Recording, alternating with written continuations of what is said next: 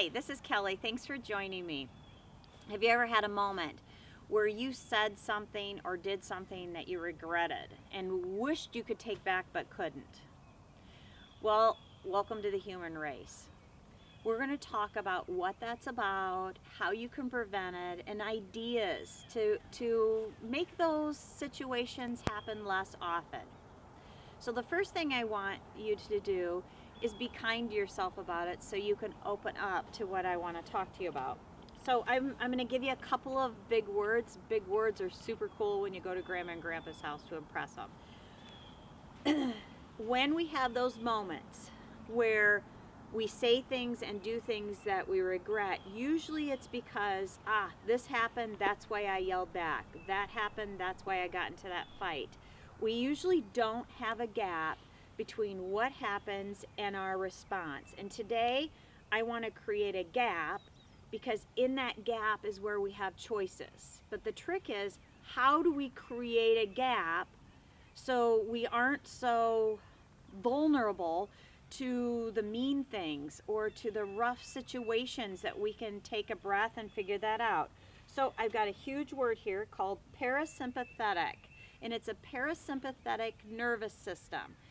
When we are in our parasympathetic nervous system, we are awesome thinkers. We can make incredible choices.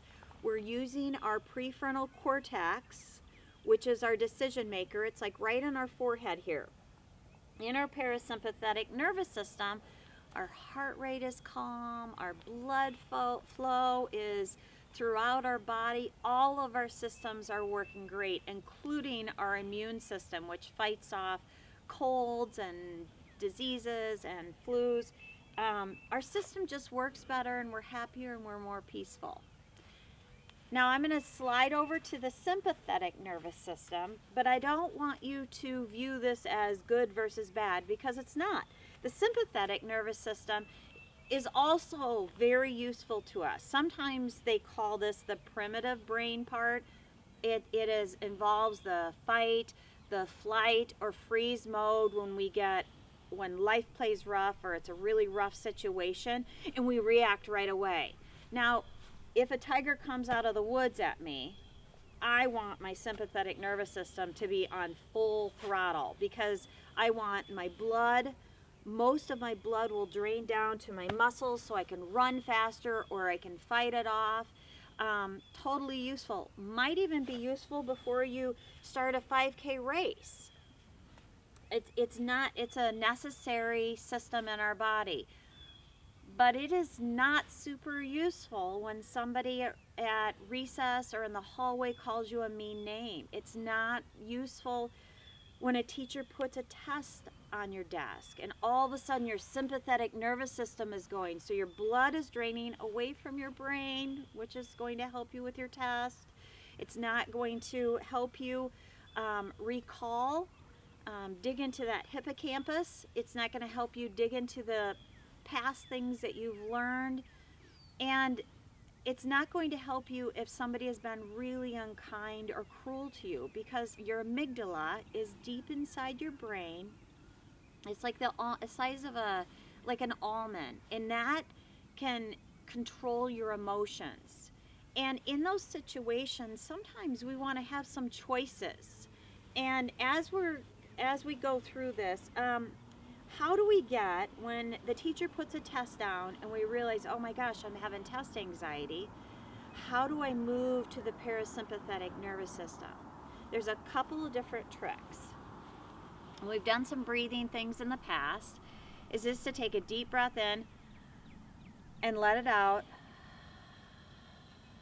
And maybe you have to do that several times. And make sure it's a big belly breath. Some people call it balloon breath. You can almost feel yourself settling.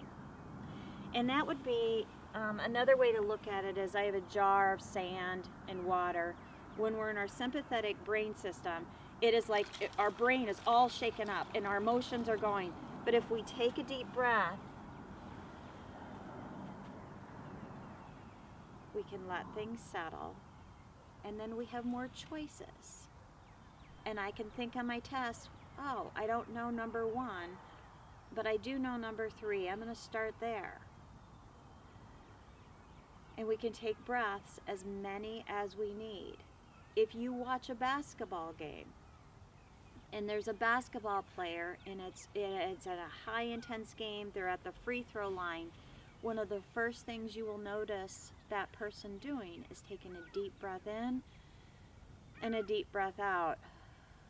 And that's an attempt to move from the sympathetic nervous system to our parasympathetic nervous system, so that we can use everything we've learned, everything we've practiced, everything that we have to make choices that we are in charge of.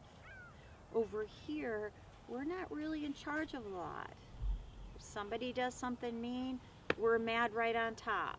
And we have a reason for it, but it makes us a victim a lot. When you hear people blaming their actions on other people, usually it's because they're spending a lot of time in their sympathetic nervous system.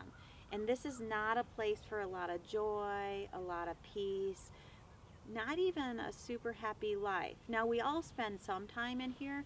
We just want more time over here.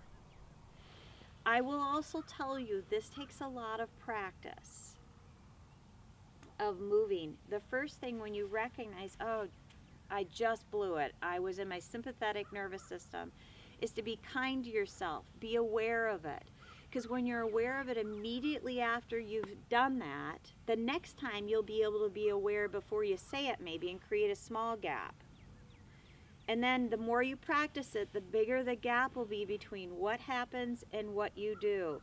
And how wonderful is it to have control over what you say and what you do. It will lead to wonderful opportunities for you. Thank you for joining me for a lesson on our parasympathetic and our sympathetic nervous system. And as we end, namaste.